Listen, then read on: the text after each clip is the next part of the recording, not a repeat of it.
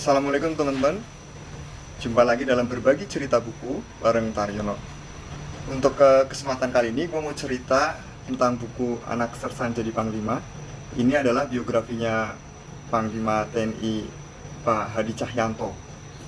Jadi pertama backgroundnya dulu nih, kenapa gue tertarik untuk baca buku ini. Jadi menurut saya ini Pak Hadi ini salah satu orang kepercayaannya Pak Jokowi ya. Beliau setelah selesai menjadi Panglima TNI pun selalu dipercaya menjadi menteri, beberapa kali reshuffle kabinet pun tetap dipercaya. Jadi saya pengen tahu ya, apa sih kira-kira key sukses faktor beliau hingga saat ini. Memang buku ini tidak menceritakan secara implisit terkait hal itu ya, cuman mungkin beberapa insight bisa saya petik di dalamnya. Langsung aja, yang pertama, ya beliau itu seorang pekerja keras. Jadi dari kecil beliau membantu ibunya jualan rujak ya. Kemudian nggak segan untuk menjadi KD untuk mendapatkan 200 rupiah yang kala itu bisa untuk membeli 5 liter beras. Pertama itu ya. Yang kedua, sama punya visi dan grit, ketekunan.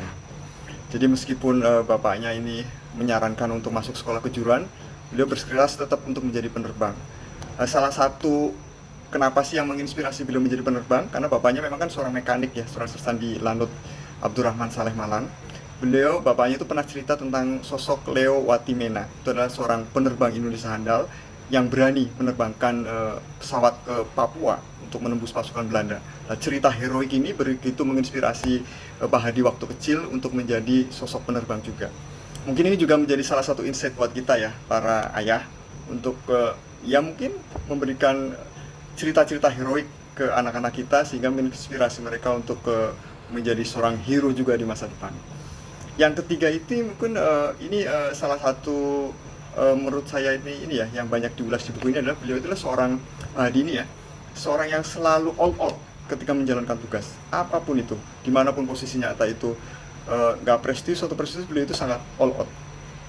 Contohnya ya, jadi sebelum menjadi panglima itu beliau ditempatkan di beberapa tempat yang mungkin di kalangan TNI nggak dikenal sebagai tempat yang nggak prestisius ya. Contohnya menjadi bagian personalia gitu. Itu kan nggak memegang prajurit perang, tapi beliau tekun sekali untuk menjalankan bahwa bagaimana beliau bisa berkontribusi di bagian tersebut dengan meningkatkan kesejahteraan yang terbaik untuk para prajurit TNI. Kemudian beliau juga pernah di Kesatuan Tani, jadi TNI AU itu ada Kesatuan Tani. Ya, beliau pun dengan tugas untuk menerbangkan pesawat untuk menaburkan benih, garam, tetap beliau jalani dengan all out. Hingga mungkin turning point beliau itu saat menjadi komandan lapangan udara Adi Sumarmo di Solo. Nah, disitulah beliau bertemu dengan Pak Jokowi yang waktu itu masih menjadi wali kota Solo, yang akhirnya keduanya itu berpisah dan bertemu kembali di Blitar. Waktu itu Pak Jokowi sudah menjadi presiden dan Pak Hadi Cahyanto menjadi dan Lanut Abdurrahman Saleh. Nah, disitulah Pak Jokowi, loh kok Bapak ada di sini, dan setelah itu karir beliau melesat menjadi Sesmil, kemudian menjadi Kepala Staf Angkatan Udara, dan hingga menjadi TNI dan Menteri hingga sekarang. Cuman mungkin learning point-nya bukan masalah kedekatan beliau dengan Pak Presiden ya, tapi bagaimana Pak Hadi juga bisa membangun relationship yang baik dengan semua orang secara asli dan sincere gitu, dengan tulus ya. Itu mungkin learning point yang bisa kita ambil. Dan yang terakhir, Pak Hadi itu mungkin memiliki empati kepada para prajuritnya dimanapun dia memimpin. Bukan hanya setelah menjadi Panglima TNI ya, sejak menjadi komandan di kesatuan-kesatuan pun beliau sangat concern. Misalkan ketika di dan Lanut Adi Sumarmo, beliau sangat concern terkait dengan pendidikan anak-anak TNI. Karena biasanya anak TNI itu kan pindah-pindah ya. Dan di situ beliau pengen mengusahakan di setiap lapangan udara itu memiliki sekolah yang bagus. Kemudian setelah menjadi kepala TNI pun beliau sangat concern terkait dengan kesejahteraan prajurit. Beliau menambahkan santunan kepada PTNI yang ditugaskan di daerah-daerah kritis.